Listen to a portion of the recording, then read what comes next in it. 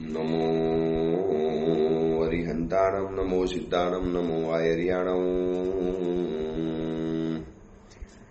નમો વજ્જાયાણમ, નમો લોહે સૌવસાવુણમ, એસો પંચ નમુકારો સૌ પાવપણાસણો, મંગલાણમ ચ સૌવેશી બડમમ વૈ મંગલમ. મંગલમ ભગવાન વીરો, મંગલમ ગૌતમ પ્રભુ, મંગલમ સ્થૂલભદ્રાદ્યા, જૈન ધર્મો સુમંગલમ. પ્રવચનનો વિષય છે માર્ગ ભૂલેલા જીવન પથિકોની પ્રતિબોધ કથા. આજથી 145 આજથી 1245 વર્ષ પૂર્વે બનેલો 4 પ્રસ્તાવ અને 17,000 શ્લોકોની અંદરમાં ફેલાયેલો આ કુવલયમાલા ગ્રંથ આ ધરતી ઉપર જીવનારા પ્રત્યેક જીવાત્માઓની એક કમનસીબી, દરેક જીવોની પાછળ પડી ગયેલા આ 5 દોષો એનું એક સરસ મજાનું બયાન કરે છે. ઘણી વખત એવું થતું હોય છે કે દવા કરતા રોગનું નિદાન વધારે મહત્વનું હોય છે. દવા તો બહુ જલ્દીથી મળી જાય, પણ કયો રોગ પરેશાન કરે છે, કઈ તકલીફ છે, આનું ઇન્વેસ્ટિગેશન કરતા, આની જાંચ કરતા, આની શોધખોળ કરતા ડોક્ટરોને મહિનાઓના મહિનાઓ અને કેટલાય વર્ષોના વર્ષો નીકળી જાય, છતાંય ખબર નથી પડતી કે આ કયો રોગ છે, કયો રોગ આ વ્યક્તિને પરેશાન કરે છે. તો આ મહાત્માએ ઉદ્યોતન સુરેશ્વરજી મહારાજાએ બસ આપણા એક રોગને પરખી લીધો કે આ જગતના જીવોને કયો રોગ પરેશાન કરે છે, કેમ આપણો મોક્ષ ન થયો, કેમ આપણને શાંતિ ન મળી, કેમ આપણે હજી પણ જીવનમાં સંપૂર્ણ વિકાસ નથી કરી શકતા, કેમ આ રોજ રોજ રાગ દ્વેષ પરેશાન કરતા જાય, વિષય કસાયોની વાસનાઓ પરેશાન કરતા જાય, નાની નાની બાબતોની અંદરમાં ઝઘડા રગડા, કોર્ટ કચેરી, બોલાચાલી, છૂટાછેડા, ડાયવોર્સ, પછી મારામારી, ખતમ થઈ જવાનું. આ એક સુરતની અંદરમાં હું બેઠેલો છું ને, તો સુરતના મીડિયાની અંદરમાં જે પેપરોમાં સમાચાર વાંચીએ છીએ, રોજના 2-4 ખૂન, રોજની 5-7 સુસાઇડ થવાની ઘટનાઓ, આવી બધી ઘટના નાનકડા સુરતની અંદરમાં લગભગ 50 થી 70 લાખની વસ્તી માત્ર સુરતની અંદરમાં છે. અને એમાં પણ રોજના આટલી બધી ધમાચકડી, આટલી બધી મારામારી, આટલા બધા રોજના ક્રાઇમ કોણ કરાવે છે આ બધું? બસ આ ગ્રંથકાર આપણને કહે છે કે આ 5 દોષ જ્યાં સુધી રહેશે, આ ધરતી ઉપર વિદ્યમાન છે, ત્યાં સુધી આ ધરતી ઉપર રહેનારી પ્રત્યેક માનવી, પ્રત્યેક વ્યક્તિ આનાથી પરેશાન થવાની છે. હવે આ 5 દોષોમાંથી કેવી રીતે મુક્ત થવું? એમાંથી મુક્ત થવાનો રસ્તો અને થયા છે તો જીવો મોક્ષની અંદરમાં ગયા છે. અને આપણી આજુબાજુની અંદરમાં આપણને પણ એવા કેટલીક વ્યક્તિઓ દેખાય જે આ 5 દોષોથી મુક્ત છે, તો કેટલી બધી શાંતિથી, સહજતાથી, નિર્મલ રીતે જિંદગી પસાર કરતા હોય છે. આપણને પણ દેખાય છે ને ઘણી વખત એવા કોઈ ઉત્તમ સમણ સમણી ભગવંતો, એવા કોઈ ઉત્તમ સાવક સાવિકાઓ, એવા કોઈ ઉત્તમ સદગૃહસ્થો જેને કોઈ પડી નથી, કોઈ ગાર આપી જાય, કહી જાય, થપ્પડ મારી જાય, અપમાન કરી જાય, અપમાનિત કરી જાય, कुछ भी अंदर में नहीं होता है. આપણે કહીએ ભૈયા इतना सारा अपमान, इतना त्रास, इतनी परेशानी, इतनी पीड़ा, इतना दर्द, इतनी मुश्किलियां, आपको कुछ भी नहीं होता है. એકે નહીં, શું કરવાનું? આ બધો કર્મનો ઉદય છે, ચાલ્યા કરે. મહાસતીઓ અને મહાપુરુષો જોઈ લો, કોઈના ચહેરા ઉપરની રેખા નથી ફરતી, અને કેટલાક આપણા જીવો જીવા છે કે જેને આ 5 દોષોની પરેશાની હર ઘડી, હર સેકન્ડ, પ્રત્યેક કદમ ઉપર આપણે પરેશાન કરતી હોય છે. તો આ 5 દોષો, ક્રોધ, માન, માયા, લોભ અને મોહ, આ 5 દોષોને કેવી રીતે દૂર કરવા? બસ એની આ એક સરસ મજાની કુવલયમાલા કથા છે. અને આ કથાનો મુખ્ય કેન્દ્ર નાયક, મુખ્ય હીરો, આ કથાનું મુખ્ય પાત્ર કુવલય ચંદ્રનું અપહરણ કરવાની અંદરમાં આવ્યું, અશ્વ દ્વારા જંગલમાં ઉતારી દેવાની અંદરમાં આવ્યો, અને 2 કોષ દૂર જવાની આગાહી કરવાની અંદરમાં આવી. મુનિ ભગવત પાસે પહોંચી ગયા. અદ્ભુત મુનિવાર, જબરજસ્ત જંગલ, બાજુની અંદરમાં બેઠેલા દિવ્ય આકૃતિને ધારણ કરનારા કોઈ દિવ્ય પુરુષ, જંગલની અંદરનો રાજા ગણાય, ખૂંખાર પંચાનન સિંહ ગણાય, કેસરી સિંહ. અને એ સિંહ ત્યાં મુનિ ભગવતની બાજુની અંદરમાં બેઠેલો છે. અને કુવલય ચંદ્ર કુંવર આ દ્રશ્ય જોઈને અભિભૂત બની જાય છે. અને મુનિ ભગવતનો મીઠો અવાજ, ઘેગુર ઘટ્ટ અવાજ, જાણે કે એક શંખનાદ થતો હોય એવા મુનિ ભગવતનો ધર્મલાભ અવાજ અને પોતે હજી મનની સમસ્યાઓ વ્યક્ત કરે એની પહેલા તો મુનિ ભગવંતોએ કહી દીધું કે ચંદ્રવંશના શણગાર સમા હે કુવલય ચંદ્રકુમાર, તમને અમે લાવવાની અંદરમાં આવ્યા છીએ. અહીંયા તમને એક પ્રયોજન વિશેષે લાવી દેવાની અંદરમાં આવ્યા છીએ. હજી પોતે પૂછે એની પહેલા તો મુનિ ભગવંતે નામ પણ બતાવી દીધું. હવે મુનિ ભગવંતે કહાની શરૂ કરી કે તને અહીંયા કેમ લાવવાની અંદરમાં આવ્યા છે, અમે તમને અહીંયા શેના માટે બોલાવ્યા, કયું વિશેષ પ્રયોજન છે કે તમને અહીંયા લાવવાની અંદરમાં આવ્યા છીએ. પોતાના મનની બધી જ સમસ્યા જ્યારે મુનિ ભગવાન સામેથી પ્રગટ કરે છે, એક વધુ સુખદ આશ્ચર્ય. આટલા બધા અનેક આશ્ચર્યોથી ઘેરાયેલો કુવલય ચંદ્રકુમાર, એનું રોમ રોમ, એનું દિલનો એક એક તાર, શરીરનું પ્રત્યેક રૂવાણું, હર રોંગટા ચાહતા હે કે બસ મને આ બધાના જવાબ મળે. આ બધું શું થઈ રહેલું છે બસ મારે જાણવું છે. અને મુનિ ભગવંતે કથા શરૂ કરે છે એની પહેલા વિવેક જોજો. બાજુની અંદરમાં બેઠેલા દિવ્ય આકૃતિને ધારણ કરનારા પુરુષને પૂછે છે, મુનિ ભગવતનું શુભ નામ શું હોઈ શકે છે? આ મુનિ ભગવતનું શુભ નામ સંભળાવી મારા કાનને ધન્ય કરો. આ શબ્દ જોજો, મને એમનું નામ બતાવો. અથવા તો ડાયરેક્ટ મુનિ ભગવાનને પૂછી લે, સાહેબ તમારું નામ શું? આ અવિવેક ગણાય. આજુબાજુની વ્યક્તિ પાસેથી તમારે નામ જાણી લેવાનું અને શબ્દનો પ્રયોગ જાણજો કે મુનિ ભગવતના શબ્દના મુનિ ભગવતનું નામ બતાવી મારા કાનને ધન્ય બનાવો. એમના નામ શ્રવણને સાંભળી અને હું મારા કાનને ધન્ય બનાવીશ.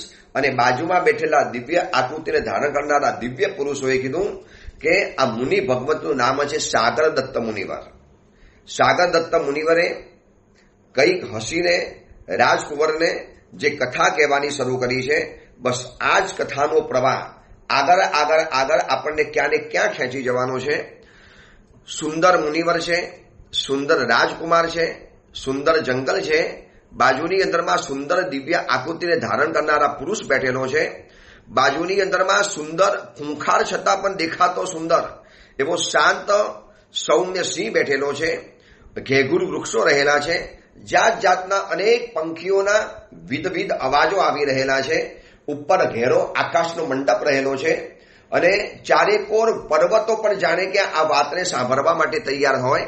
એવી રીતે મુનિ ભગવાન સાગર દત્ત મુનિવરે શરૂઆત કરી કે હે માનુભાવ કુવલય ચંદ્રકુમાર, તમને જે આખી ઘટના મારે બતાવવાની છે, પરંતુ એની પહેલા એક બાબત તમારે જાણવી પડશે. તમારો સંશય મનની અંદરમાં હું સમજુ છું. તારા મનની અંદરમાં અનેક પ્રકારના સંશયો અંદરમાં ઉભા થયેલા છે, એ પણ વાત હું સમજુ છું. પણ હે વત્સ, પહેલા એક વાર જાણી લેજો, આ જગતની અંદરમાં જીવન, યૌવન, લક્ષ્મી, લાવણ્ય, પ્રિય વસ્તુઓનો સમાગમ, આ બધું જ ઘાસના અગ્રભાગ ઉપર રહેલા એક ચંચલ જલબિંદુ સમાન છે. મુનિ ભગવંતે આખી કહાની કહેવાની જે શરૂઆત કરે છે એની ભૂમિકાની અંદરમાં મુનિ ભગવાન મજાની વાત બતાવે છે કે આપણે જેની ઉપર મદાર અને ભરોસો રાખીને બેઠેલા છીએ, યૌવન છે ને મારી પાસે, લક્ષ્મી છે, લાવણ્ય છે, રૂપ છે, સૌંદર્ય છે, મારી પાસે પ્રિય વસ્તુઓ રહેલી છે, બસ પણ એના ભરોસે રહેવા જેવું નથી. આ બધું જ ઘાસના અગ્રભાગ ઉપર રહેલા ચંચલ જલબિંદુ સમાન છે. ઓસ બિંદુની જેમ છે. એક નાનકડો હવાનો ઝોકો આવશે, એક નાનકડી હવાની લહેરકી આવશે અને આ કદાચ બિંદુ ચાલી જાય એમ છે. તો કયો ડાયો પુરુષ, સમજદાર પુરુષ આ બધા ઉપર મમતાનું ધારણ કરે? જીવ એકલો જ સુખી અને એકલો જ દુઃખી થવાનું છે, એને એકલાએ જ મૃત્યુ પામવાનું છે અને એને એકલાએ જ આ પાંચે પ્રકારના દોષોમાંથી મુક્ત બની અને મોક્ષની અંદરમાં જવાનું છે. માનુભાવ કુવલય ચંદ્રકુમાર, એક સરસ મજાની ઘટનાના તમારે સાક્ષી બનવાનું છે. એક અદ્ભુત ઇતિહાસ તમારે જાણવાનો છે અને આગળ પણ તમારે ઘણું કામ કરવાનું છે. બસ આટલી બાબતને જીવનની અંદરમાં જાણી લો કે અનંતકાળનો આપણો આ સંસારનું પરિભ્રમણ, અનેકવિધ જગ્યાઓની અંદરમાં આપણો જીવાત્મા જઈને આવ્યો. નરકમાં પણ ગયો, દુઃસહ દુઃખોને સહન કર્યા, તિર્યંજ ગતિની અંદરમાં ગયા, ત્યાં પણ પારાવાર આપણે પરાધીનતાને સહન કરી. મનુષ્યના ભવની અંદરમાં આવ્યા, અહીંયા પણ પ્રિયજનોનો વિયોગ, વ્યાધિ, સંતાપ, રાજાઓનો કોપ, બીજી ઇત્યાદિ અનેક આપત્તિઓ, વેદનાઓ દ્વારા આપણે દુઃખી થતા ગયા. દેવલોકની અંદરમાં ગયા, ત્યાં પણ આપણને શાંતિ નથી. માયા, ઈર્ષ્યા, ભય, ઉદ્વેગ, વિખવાદ, વિષાદ, આ મુનિ ભગવાન જે આખી દેશના બતાવે છે, ઉદ્યોતન સુરેશ્વરજી મહારાજાએ અદભુત શબ્દોની અંદરમાં આ મુનિ ભગવંતની જે દેશના અહીંયા રજૂ કરેલી છે, હું તો તમને ખાલી એનો સાર બતાવી દઉં છું. મુનિ ભગવંતનો સાર એક જ છે કે બસ આ 5 દોષોથી પરેશાન થયા પછી ચારેય ગતિની અંદરમાં જીવ ગયો છે, પણ કોઈ જગ્યાએ જીવને શાંતિ નથી મળી, જંપ નથી મળ્યો. ચારેય ગતિનું ભ્રમણ કરતા કરતા જીવ કોઈ પણ ભાવમાં કર્મનું મંથન કરવાના ઉપાયરૂપ ધર્મને પ્રાપ્ત નથી કર્યો. પ્રાપ્ત કદાચ થયો હોય તો આ 5 દોષોએ એને શાંતિથી બેસવા નથી દીધો.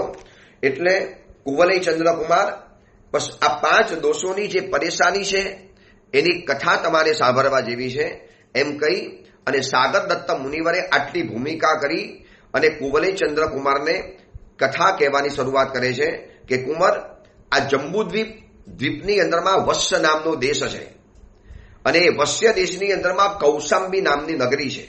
સાગર દત્ત મુનિવર કુવલયચંદ્ર યુવકને આખી આ કથા બતાવે છે. આ સુધીની અંદરમાં કુવલયચંદ્રની કથા ચાલુ હતી. હવે કુવલયચંદ્રની કથાની અંદરમાં સાગર દત્ત મુનિવર કુવલયચંદ્રને એ ઘનઘોર જંગલની અંદરમાં, એ અડાબીડ જંગલની અંદરમાં અનેક જાતના પંખીઓના વિધવિધ અવાજના વચનની અંદરમાં મુનિ ભગવાન કથાની કહેવાની શરૂઆત કરે છે. આપણે આ કથાની સાથે સાથે અનેકવિધ જનરલ નોલેજ પણ પ્રાપ્ત કરવું છે. આ પ્રવચન ખાલી સાંભળવા નથી, એ જ્ઞાનને પ્રાપ્તિ પણ કરવી છે. મુનિ ભગવંતે જ્યારે સાગર દત્ત મુનિવરે કુવલયચંદ્ર કુમારને કીધું કે કૌશાંબી નામની નગરી છે અને નગરીની અંદરમાં પુરંદર દત્ત નામનો રાજા અને એનો એક વાસવ નામનો મંત્રી હતો. આ કથાની તો આપણે આગળ વધીશું, પણ કૌશાંબી નગરીની જ્યારે વાત આવી છે તો હું આ પ્રવચન સાંભળનારા વ્યક્તિઓને એક જનરલ નોલેજ બતાવી દઉં કે આ કૌશાંબી નગરી આજની તારીખની અંદરમાં પણ છે. બહુ નાની એટલે એટલી નાની નગરી થઈ ગઈ છે, પરંતુ એક સમયની અંદરમાં કથાઓનો કુબેર ખજાનો આ કૌશાંબી નગરી પાસે હતો. અઢળક જીન શાસનના પ્રસંગો, અદ્ભુત ઇતિહાસ, એટલી બધી પારાવાર ઘટનાઓ આ કૌશાંબી નગરીની અંદરમાં બની છે. એટલી બધી ઘટનાઓની ઘટમાલ આ નગરીની અંદરમાં બનવાની અંદરમાં આવી છે. એની વાત જાણવા જેવી છે. એટલે ભેગું એ પણ બતાવી દઉં કૌશાંબી નગરીમાં શું શું ઘટના બની છે. 12 ઇતિહાસ, આમ તો ઘણા ઇતિહાસ બન્યા, પરંતુ જાણવા જેવા 12 ઇતિહાસ આ કૌશાંબી નગરીમાં બન્યો છે. નંબર 1, પરમાત્મા મહાવીરની અનેક દેશનાઓ આ કૌશાંબી નગરીમાં થઈ છે. ઘણા લોકોએ કલ્યાણ ભૂમિની યાત્રાઓ કરી હશે, ઘણા લોકો ગયા હશે. જે લોકો નથી ગયા અને ક્યારેક કૌશાંબી નગરીની અંદરમાં જવાનું થાય ત્યારે આ નગરીની વિશેષતાઓને ડાયરીમાં નોંધી લેજો અને નગરીની અંદરમાં જઈ ગંગા નદીના કિનારા ઉપર રહેલું આ એક નાનકડું આજે તો ગામડું રહી ચૂકેલું છે, પરંતુ જ્યાં પરમાત્મા મહાવીર અનેક વખત વિચરેલા છે, અનેક વખત પધારેલા છે. બીજા નંબરની અંદરમાં જે ઇતિહાસ આપણે વારંવાર ગાઈએ છીએ, જે ઇતિહાસનું પુનરાવર્તન લગભગ દર વર્ષે દરેક સંઘોની અંદરમાં અલગ રીતે કરવાની અંદરમાં આવે છે. ચંદન બાલાનો 8મ યાદ આવે છે ને, પ્રભુ મહાવીરના 7 અભિગ્રહ. રોતી રોતી ચંદનબાલા, ચંદનબાલાના આંગણે ભગવાન મહાવીર પધાર્યા. શાંતિલાલ શાહે ગીત બનાવ્યું છે, ઓલી ચંદનબાલાને બારણે પ્રભુ આવી ઉભા એને બારણે, એનું જીવતર ધન્ય ધન્ય થાય. 5 મહિનાના ઉપવાસ માથે 25 દિવસના વાણા વાયા. ઘેર ઘેર ઘૂમતા તોય પ્રભુને ભોજન મળે ના મન માન્યા. બસ આ જે ગીત બન્યું, આ જે ઘટના બની, આ ઘટના પણ બની છે કૌશાંબી નગરીની અંદરમાં. એક કલ્પના કરી જોજો, ક્યારેક કૌશાંબી નગરીની અંદરમાં જાઓ તો એની એક એક ગલીમાં ફરતા ફરતા કલ્પના કરજો કે આ જ ગલીઓમાં ભગવાન મહાવીર વિચર્યા હશે. આ જ ગલીઓમાંથી પરમાત્મા મહાવીર નગરના એક એક ઘરોમાં ગયા હશે અને છેલ્લે ચંદનબાલાના આંગણે પરમાત્મા પધાર્યા. અને ચંદનબાલા 3 દિવસની ભૂખી છે, પગમાં બેડી, માથે મુંડી, આંખે આંસુધાર, ઉપવાસી છે 3 દિવસની, મુખે ઝરતી ધાર. 3 દિવસની ભૂખી છે, પગમાં બેડી છે, હાથમાં સુકડું છે, અડદના બાકુડા છે અને એક પગ ઉંબરની અંદરમાં છે, એક પગ ઉંબરાની બહાર રહેલો છે. અને ચંદનબાલાના આંગણે જ્યારે પ્રભુ મહાવીર પધારે છે, શું મજાનું દ્રશ્ય હશે. આ દ્રશ્ય, આ ઘટના, આખી આ સત્ય ઘટના બની છે કૌશાંબી નગરીની અંદરમાં, જ્યાં ભગવાન મહાવીરના 175 ઉપવાસનું પારણું થયું અને ચંદનબાલાના આંગણે 12.5 કરોડ સોનૈયાની વૃષ્ટિ થઈ જોઈ. ત્રીજા નંબરની અંદરમાં મૃગાવતીજીને કેવળ જ્ઞાન પણ આ જ નગરીની અંદરમાં થયું છે. ચંદનબાલાજીને પણ કેવળ જ્ઞાન આ જ નગરીમાં થયું. પછી પાંચમા નંબરની અંદરમાં જીન શાસનનો જેને ઇતિહાસ અમર બનાવી દીધો. આજે પણ ઠેર ઠેર ઠેર જેમની પ્રતિમાઓ જમીનમાંથી વારંવાર મળે છે એવા સમ્રાટ સંપ્રતિ પૂર્વના ભવની અંદરમાં જે ગરીબ ભિખારી હતા, 7 દિવસના ભૂખ્યા હતા, અને એ ઘટના પણ આ કૌશાંબી નગરીની અંદરમાં બની છે. ભિખારી સ્વરૂપે હતા. મુનિ ભગવાન ગોચરી માટે જતા હતા. પોતે ખાવાનું માંગ્યું. એમને ગુરુ ભગવાન પાસે લઈ ગયા અને ગુરુએ દીક્ષા આપી અને દીક્ષાની પહેલી જ રાતે કાળ ધર્મ થઈ ગયા, શાંત હો ચુકે. આખી ઘટના સમ્રાટ સંપ્રતિની જીન શાસનનો અદ્ભુત ઇતિહાસ બનાવીને ગયેલા સમ્રાટ સંપ્રતિ કરોડો લાખો જિનાલયોના સર્જનહાર. આજે પણ જેની પ્રતિમાઓ અનેકવિધ જગ્યાએ પૂજાય છે એવા સમ્રાટ સંપ્રતિ પૂર્વના ભવની અંદરમાં ગરીબ જે ભિખારી હતા એ આ નગરીમાં હતા અને આ નગરીની અંદરમાં દીક્ષા લીધેલી. ક્યારેક કૌશાંબી નગરીમાં જાઓ ત્યારે ધર્મશાળાની અગાસીની અંદરમાં જઈ અને ચારે કોર નજર ફેરવજો. ભલે આજે તો બહુ નાનકડું નગર છે, બહુ નાનું, ખોબાની અંદરમાં હથેળીમાં સમય જાય એટલું નગર, પણ એક સમયે આ નગરની અંદરમાં કેવી કેવી ઘટનાઓ બનેલી હતી. આ જ નગરીની અંદરમાં એ સમ્રાટ સંપ્રતિ ભિખારી તરીકે ભમતા હતા, ભૂખ્યા ભમતા હતા. અને ક્યાં સમ્રાટ અશોકને ત્યાં જન્મ પામ્યા અને સમગ્ર હિન્દુસ્તાનનો ક્યાં સમ્રાટ બની ગયો. એક દિવસ ભૂખ્યો હતો અને આ બાજુ સમગ્ર હિન્દુસ્તાનનો, અખંડ ભારતનો સમ્રાટ બની ગયો. આ ઘટના પણ બની છે કૌશાંબી નગરીની અંદરમાં. નંબર 6, કૌશાંબીની મહારાણી મૃગાવતી. મૃગાવતી રાણીનું એક ચિત્ર બનાવ્યું ચિત્રકારે, અને આ ચિત્રકારને એવું વરદાન હતું કે એક વ્યક્તિને જોવે એટલે એનું આખું ચિત્ર બનાવી શકે. એનું બસ ખાલી એને એકવાર જોઈ લેવાનું. હવે મૃગાવતીનું ચિત્ર બનાવ્યું તો મૃગાવતીના ગુપ્ત ભાગની અંદરમાં રહેલો એક તલ એ પણ ચિત્રની અંદરમાં આવી ગયો. રાજાની સામે ચિત્ર જ્યારે આવ્યું, રાજા વિચાર કરે કે આના શરીરના ગુપ્ત ભાગ ઉપર રહેલો તલ તો મારા સિવાય કોઈને ખબર જ ન પડે, તો આને ખબર કેવી રીતે પડી? આ ચિત્રકારને. ચોક્કસ આ બદનામ ચિત્રકાર છે, મારી પત્ની સાથે બદકામ કરેલું છે. ચિત્રકારને કાઢી મૂક્યો, જેલની અંદરમાં નાખ્યો, સજા આપી દીધી. આનાથી ગુસ્સે ભરાયેલો ચિત્રકાર ચંદ્ર પ્રદ્યોતની પાસે ગયા. એની પાસે જઈને મૃગાવતીનું ચિત્ર બતાવ્યું અને એને મેળવવા માટે એને ચંદ્ર પ્રદ્યોતે સત્તાનિક રાજા ઉપર આક્રમણ કર્યું. સત્તાનિક રાજા યુદ્ધની અંદરમાં મૃત્યુ પામ્યા. ચંદ્ર પ્રદ્યોતને મૃગાવતીએ કટોકટીના સમયની અંદરમાં મૂર્ખ બનાવી દીધો અને છેલ્લે ભગવાન પાસે મૃગાવતીજીએ દીક્ષા લીધી અને એની સાથે અવંતીના માલિક ચંદ્ર પ્રદ્યોતની 8 રાણીઓએ પણ દીક્ષા લીધી. આ બધી જ ઘટના બની છે કૌશાંબી નગરીની અંદરમાં. આખો ઇતિહાસ છે આ કૌશાંબી નગરીનો. સાગર દત્ત મુનિવર જ્યારે કહે છે કે કુવલે ચંદ્રકુમાર વત્સ દેશ છે અને એમાં કૌશાંબી નામની નગરી છે. એ નગરીની આગળની વાતો આપણે જાણીશું, પરંતુ આ નગરીનો થોડોક ઇતિહાસ જાણી લઈએ. આ બિહારની અંદરમાં રહેલી કલ્યાણક ભૂમિ, કેવી કેવી સુંદર ઘટનાઓ આ નગરીની અંદરમાં બની છે. આગળ નંબર 7, પરમાત્મા મહાવીર કૌશાંબી નગરીની અંદરમાં 5 વખત પધારેલા છે. 5 વખત. તીર્થંકર પરમાત્મા એક જ વખત એક નગરીમાં પધારે તો પણ એ નગરી ધન્ય બની જાય. જ્યારે ખુદ સદેહે તીર્થંકર ભગવંત મહાવીર આ નગરીમાં 5 વખત પધારેલા છે. એમાં 2 વાર છદ્મસ્ત અવસ્થામાં અને 3 વખત કેવલી અવસ્થામાં. અને જ્યારે જ્યારે પણ આ કૌશાંબી નગરીમાં ભગવાન પધાર્યા છે ત્યારે કંઈક અલગ જ વિશિષ્ટ ઘટનાઓ બની છે. કેવલી અવસ્થાનું 3જું ચાતુર્માસ વૈશાલી નગરીની અંદરમાં કરી અને પ્રભુ કૌશાંબી નગરી થઈ અને સાવસ્તી નગરીમાં પધારેલા. અને એ વખતે પરમાત્માએ જયંતી નામની સાવિકાને ઉપદેશ આપ્યો, જેનો આખો ઉલ્લેખ ભગવતી સૂત્ર નામના આગમની અંદરમાં જોવા માટે મળે છે. તીર્થંકર અવસ્થાનું 7મું ચાતુર્માસ રાજગૃહી નગરીમાં પરમાત્માએ કર્યું અને પછી પ્રભુ કૌશાંબી નગરીની અંદરમાં પધાર્યા અને એ વખતે આ મૃગાવતીજીની દીક્ષા થવાની ઘટના બની. અને એ જ વખતે મૃગાવતીજીએ દીક્ષા લીધી.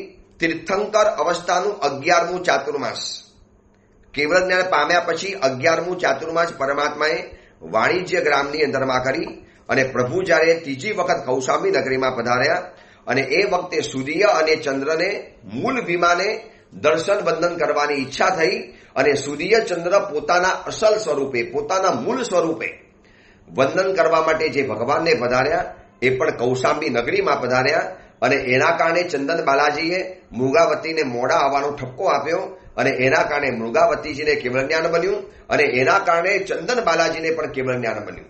આ બધી જ ઘટનાઓ બની છે કૌશાંબી નગરીમાં. પ્રભુ જેટલી વખત આવ્યા કૌશાંબી નગરીમાં કઈક ઘટના લઈને આવેલા છે અને 2 વખત છદ્મસ્ત અવસ્થાની અંદરમાં આવ્યા. કુલ ટોટલ 5 વખત પરમાત્મા આ કૌશાંબી નગરીમાં પધારેલા છે. અનાથી મુનિવર જેની ઘટના આપણે વારંવાર સાંભળી છે, સૈનિક રાજાને જેમને સમકિત પમાડ્યું. અનાથી મુનિવર હતા, 500 રાણીઓના પતિ હતા, રાજકુંવર હતા. શરીરમાં દાહજવર પેદા થયો, અંગે અંગ બલે શરીરની અંદરમાં જાણે કે અંગારા ભરી દીધા હોય એટલી બધી ભયંકર દાહજવરની પીડા કોઈ કહેતા કોઈ હિસાબે શાંત ન થઈ અને મુનિવરે સંકલ્પ કર્યો, રોગ જાય જો આજની રાત સંયમ લેવું પ્રભાત. આ પ્રવચન સાંભળનારા કદાચ અનાથી મુનિવરના ઇતિહાસથી જાણકાર હશો. આ અનાથી મુનિવરની સજ્જાઈ પણ આવે છે અને એ સૈનિક રાજાને સમકિત પમાડવાની અંદરમાં નિમિત્ત બન્યા અને અદ્ભુત મુનિવર હતા. એક ઘટના પણ બની છે કૌશાંબી નગરીની અંદરમાં. કપિલ કેવલી ઉત્તરાધન સૂત્રની અંદરમાં જેમની ઘટના આવે છે કે કપિલ નામના બ્રાહ્મણ દીકરો હતો, ભણવા માટે આવેલા હતા. કપિલ નામની દાસીના પ્રેમની અંદરમાં પડ્યા અને પછી રાજાની પાસે પૈસા માગવાની અંદરમાં ગયા અને પૈસા માગતા માગતા વિચાર્યું કે 2 માસા માગવું, 4 માસા માગવું, હજી વધારે માગવું, હજી વધારે માગવું અને એમ કરતા કરતા કરતા શુભ ધ્યાનની અંદરમાં ગયા અને એ જ કપિલ નામનો બ્રાહ્મણ યુવક કેવળ જ્ઞાન પામ્યા. એ બધી જ ઘટના બની છે આ કૌશાંબી નગરીની અંદરમાં. કેટલી ઐતિહાસિક નગરી, કેવો અદ્ભુત ઇતિહાસ, કેવી આ કલ્યાણક ભૂમિઓ છે. જ્યારે પણ તીર્થની યાત્રા કરવા જાઓ તો આ ઇતિહાસ યાદ રાખજો. યાત્રા કરવાની કોઈક અલગ જ મજા આવશે. નંબર 11 તરંગવતી સાધ્વીજી ભગવંત, જેમની કથા તો આપણે આ ઓડિયો પ્રવચન દ્વારા શરૂ કરેલી હતી. સૌ પ્રથમ લોકડાઉનનો સમય, કોરોનાનો સમય અને એ સમયની અંદરમાં આ ઓડિયો પ્રવચન નવા શરૂ થયેલા હતા અને એ સમયમાં સાંતા ક્રુઝની અંદરમાં મારું ચાતુર્માસ હતું, કુંથુનાથ ભગવાનની છત્ર છાયાની અંદરમાં બધા જ પ્રવચનો બંધ, બધું જ બંધ હતું. આ ઓડિયો પ્રવચન શરૂ થવાનું નિમિત્ત આ કોરોનાના સમયમાં થયું અને એ પછી આ પ્રવચનો ચાલતા જ ગયા. આજે તો એટલો બધો ફેલાવો થઈ ચૂકેલો છે. તો એ તરંગવતી સાધ્વીજી ભગવંતના પ્રવચનો એ શ્રોતાઓને ખબર છે અદ્ભુત કથા હતી. એ 70-80 હપ્તાની અંદરમાં ચાલેલી અદ્ભુત કથા સાંભળનારો વર્ગ આફરીન પોકારી ગયો. શું અદ્ભુત કથા, શું સાધ્વીજી ભગવાન, એમનું સૌંદર્ય, એમનો વૈરાગ્ય, એમની જે વૈરાગ્યની દીપ્તિ, એમની જે ત્યાગ તપની જે ભાવના, આખી કથા આપણે જાણેલી છે. અદ્ભુત કથા છે. જેમ આ કુંવરી માલાની આ કથા છે એવી રીતે તરંગવતીની પણ અદ્ભુત કથા છે. એ કથા આપણે જાણેલી છે. આ તરંગવતી સાધ્વીજી ભગવાનની આખી કથા, એમનો જન્મ, એમની દીક્ષા, જે બધું જ આપણે આખી જીવનની ઘટમાળ સાંભળી એ પણ આ કૌશાંબી નગરીમાં થયેલી છે. નંબર 12 જંબુ સ્વામીજીના 2 શિષ્યોની અદ્ભુત ઘટના અહીંયા બનેલી હતી. બહુ તમને ટૂંકની અંદરમાં બતાવી દઉં. બંને મહાત્માઓએ અનશન કરેલું હતું. એક મહાત્માને મનમાં થયું કે અનશન લઉં છું ને તો મારું માન સન્માન થવું જોઈએ, લોકોમાં મારી વાહવા થવી જોઈએ, આટલું મોટું અનશન હું લઉં છું. આ તપસ્યા કરતી વખતે ઘણાને માન સન્માનની જે ઈચ્છા થતી હોય છે. આ કથા જાણવા જેવી છે અને એટલા માટે શું કર્યું, એને જાહેર જગ્યાની અંદરમાં અનશન કર્યું. લોકો આવતા જતા હોય, જ્યાંથી લોકોને આવવા જવાનો રસ્તો હોય, જેથી લોકોને ખબર પડે કે ભાઈ મેં અનશન કરેલું છે. એટલે લોકોને દેખાય એવા સ્થાને મહાત્માએ અનશન સ્વીકાર્યું. પણ યુદ્ધ થયું, માન સન્માન તો નથી મળતું, પરંતુ એમનું શરીર પણ ક્યાં ચાલી ગયું ખબર ન પડી. બીજા મહાત્માએ એવું વિચાર્યું કે એવી અલગ જગ્યાની અંદરમાં હું અનશન સ્વીકારું જ્યાંથી મારી સાધનામાં ખલેલ ન પડે અને લોકોની અંદરમાં આ વાતની પ્રસિદ્ધિ પણ ન થાય. એટલા માટે મારવાની સરહદે વસ્સિકા નદીના કિનારાની પહાડીના એકાંતની અંદરમાં અનશન શરૂ કર્યું અને યુદ્ધની અંદરમાં સમાધાન થાય છે. એટલે કૌશાંબીના રાજા મણિભદ્ર અને અવંતીસેન એ જ પહાડીના માર્ગેથી ઉજ્જૈન જવા નીકળે છે અને એમને આ મુનિ ભગવંતને જોયા, એમની સેવાની અંદરમાં રોકાઈ ગયા. મહાત્માનું આયુષ્ય પૂરું થઈ ગયું અને રાજાએ એમના માટે ત્યાં વિશાળ સ્તૂપની રચના કરી. મતલબ જેમને સાધનાને જાહેર કરવાની ઈચ્છા હતી એની સાધનાની કોઈએ નોંધ પણ ન લીધી અને જેને પોતાની સાધના દુનિયાથી અજાણી અને ગુપ્ત રાખવી હતી એની સાધનાની નોંધ પૂરા વિશ્વની અંદરમાં લેવાની અંદરમાં આવી ગઈ. બસ આ જ કથા અને આ બધી જ ઘટના, આ બધું જ આ નગરની અંદરમાં બનેલું હતું. હવે મુનિ ભગવંત જે આગળ કથા બતાવે છે એમાં આપણે આગળ વધીએ છીએ. આ તો આપણે એક વચલો ઇતિહાસ જાણ્યો. સાગર દત્ત મુનિવરે જ્યારે કીધું કે કુંવલે ચંદ્ર કુંવર, જંબુદ્વીપ, વત્સદેશ, એમાં કૌશાંબી નગરી, અને કૌશાંબી નગરીની અંદરમાં પુરંદર દત્ત નામનો રાજા હતો, પણ બિલકુલ નાસ્તિક, ધર્મ ઉપર શ્રદ્ધા જ નહીં. એને ગમે એટલી ધર્મની વાતો સમજાવો, પુણ્ય પાપ પરલો પરમાત્મા કોઈ કહેતા કોઈ વાત માનવા તૈયાર ન થાય.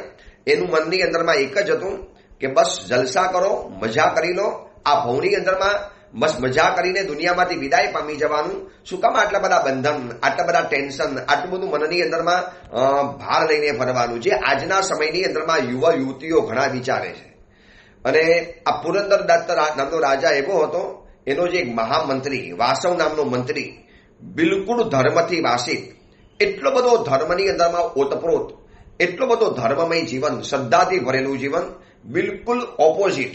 રાજા અલગ છે અને મંત્રી અલગ છે. મંત્રી વારંવાર રાજાને સમજાવે કે રાજન, ધર્મ જ બધું જ છે, ધર્મ દ્વારા જીવનમાં બધું મળતું હોય છે, ધર્મ જ આપણને સુખ દુઃખ આપતું હોય છે. આવા કલ્યાણકારી વચનો ઉપર રાજાને શ્રદ્ધા નથી બેસતી. રાજા માનવા તૈયાર ન થાય. રાજા એટલું સમજતો હતો કે મંત્રી સારો છે એટલે એની વાતો સાંભળી લે, પણ એની વાત ક્યારે મગજની અંદરમાં બેસે નહીં. હવે એક દિવસની ઘટના છે, આ કથાનો તંતુ જાળવી રાખજો. જંગલની અંદરમાં કુંવલે ચંદ્ર કુંવરને સાગર દત્ત મુનિવર આખી કથા બતાવે છે. એ કુંવલે ચંદ્રનું અપહરણ કેમ થયું, શેના માટે લેવાની અંદરમાં આવ્યો, શું કામ આ બધી ઘટનાઓ બનાવવાની અંદરમાં આવી. હવે એ વાસવ મંત્રી રોજની જેમ સવારના સમયની અંદરમાં આવશ્યક ક્રિયાઓ પતાવી અને રોજ પરમાત્માની પૂજા કરવા જવું, આ એનો રોજનો નિયમ. પ્રત્યેક સાવક સાવિકાઓ આજની તારીખમાં, આજના દિવસોમાં પણ પરમાત્માની પૂજા કરનારા હોય છે. રાજા ભલે નાસ્તિક હતો, રાજા તો એકદમ આસ્તિકતાથી ભરપૂર, ડિબેટ વારંવાર થાય, વારંવાર ચર્ચાઓ જામે, પણ રાજા ટસનો મસ ન થાય. મંત્રીએ પણ વિચાર્યું કે એક દિવસ તો રાજાને પ્રતિબોધ કરીને રહીશ, કોઈ પણ હિસાબે. આ પ્રતિબોધની કથા છે. વાસવ મંત્રીએ વિચાર્યું કે આ રાજાને એક દિવસ તો મારે પ્રતિબોધ કરવો છે, ભલે માર્ગ ભૂલેલો છે, માર્ગ ભૂલેલા જીવન પથિકની આ પ્રતિબોધ કથા છે, મારે એને સમજાવવો તો પડશે. અને એમાં એક અવસર આવી ગયો, એક ચાન્સ મળી ગયો. બસ દરેક વ્યક્તિને જીવનની અંદરમાં એક અવસર આવતો હોય છે. જો એ અવસર ઝડપી લેવાની અંદરમાં આવે તો કામ થયા વગર રહેતું નથી. વર્ષોથી ચર્ચા જામે, ડિબેટ થાય, રોજ રાતોની રાત ચર્ચા જામે. મંત્રી પોતાની દલીલ કરે, રાજા એની દલીલો રજૂ કરે, અને બંને જણા પોતાના માર્ગમાંથી ટસના મસ થવા તૈયાર ન થાય. રાજા એમ જ કહી દે, આ સંસારની અંદરમાં જલસા કરવાના, મજા કરવાની, આટલા બધા ભાર લઈને ફરવાની કોઈ જરૂરિયાત નથી. અને એની સામે મંત્રી આખી જુદી વાત કરવાની અંદરમાં જાય. બંને જણાની ડિબેટ જામે. એમાં મંત્રી એક અવસરની રાહ જોતો હતો. હું પણ ઘણા લોકોને કહું છું કે તમારા ઘરની અંદરમાં આવો પતિ, આવો દીકરો, આવી દીકરી કે આવા નાસ્તિક વિચારોને ધરાવનારી કોઈ પણ વ્યક્તિ હોય, એને એક અવસર આવવા દેજો. બસ એક અવસર એવો આવશે ને, એક કોઈ ગુરુ ભગવંતનો પરિચય, કોઈ ગુરુ ભગવંતની શિબિર, કોકના વિશિષ્ટ પ્રવચનો, અથવા તો એનો કાલ પાક્યો હોય અને મહાત્મા પરિચયની અંદરમાં આવી ગયા, અને પછી જુઓ એના જીવનના કેવા કાર્યો થઈ જાય છે. એવી કેટલી સાવિકાઓ છે જે અંદરથી પરેશાન છે. ગુરુદેવ, અમારા શ્રાવક આવા કેમ છે, આવા નાસ્તિક વિચારો કેમ ધરાવે છે, આવા બધા મિથ્યાથી વિચારો કેમ એના મગજની અંદરમાં આવી જાય છે, કેમ એને ધર્મ દિલની અંદરમાં જસતો નથી. અથવા તો એવી માતા આવે દીકરાની ફરિયાદ લઈને, એવી મમ્મીઓ આવે દીકરીની ફરિયાદ લઈને, અથવા તો એવા પપ્પાઓ આવે પોતાના દીકરાઓની ફરિયાદો લઈને, અથવા તો આખો પરિવાર કોઈકની ફરિયાદ લઈને આવે. એ બધાને કહું છું કે દરેક વ્યક્તિનો એક સમય આવતો હોય છે, એક અવસર આવતો હોય છે. વાસવ મંત્રીએ સમજાવવામાં કોઈ કસર નથી કરી, પણ પુરંદર દત્ત રાજા સમજવા તૈયાર નથી. પરંતુ એક અવસર આવ્યો, એક સરસ મજાનો સમય આવ્યો, અને મંત્રીને લાગ્યું કે આ અવસર છે, આ ઝડપી લેવા જેવો છે. પૂજા કરવા જાય છે અને પૂજા કરીને જેવો બહાર નીકળે છે એટલે ઉપવનનો માલિક, ઉપવનને સંભાળનારો સ્થાવર નામનો ઉપવનનો રક્ષક બરોબર ચૈત્યના દરવાજા પાસે આવીને ઉભેલો હતો અને મંત્રીશ્વરને કહે છે કે મંત્રીશ્વર જય પામો, મંત્રીશ્વર આપનો જય હો. અને મંત્રીશ્વરને જે ઘટના બતાવે છે, જે શુભ સમાચાર આપે છે, એમાં મંત્રીને લાગ્યું કે આ અવસર છે રાજાને ધર્મ પમાડવાનો, પ્રતિબોધ કરવાનો. હવે શું ઘટના બની એ સ્થાવર નામનો ઉદ્યાન પાલક શું વાત બતાવે છે અને એમાંથી કેવો અવસર ઝડપી અને રાજાનો પ્રતિબોધ કરે છે. આ ઘટનામાંથી હું લોકોને પણ સમજાવું છું કે આવી કોઈક વ્યક્તિ હોય તો જલ્દબાજી નહીં કરતા, શાંતિથી એને સમય આપજો સુધારવા માટેનો. એક બસ તમે અવસરની રાહ જોવો અને અવસર મળી જાય તો પાછી પાણી પણ નહીં કરતા. ચલો એ અંગેની બીજી વિશેષ વાત આપણે આગળ ઉપર કરીશું. હજી પણ ઘણા લોકોને પ્રવચનો બાબતો માટે ફરિયાદો આવતી જતી હોય છે. એ બધાને વારંવાર કહેવાનું કે વૈભવની પાસે જોડાઈ જાઓ. કેટલાક ગ્રુપો બંધ થઈ ગયા છે, કેટલાક પોતાના ગ્રુપોમાં પ્રવચન મોકલતા હતા, હવે મોકલવાના બંધ કર્યા છે કોઈ પણ કારણસર.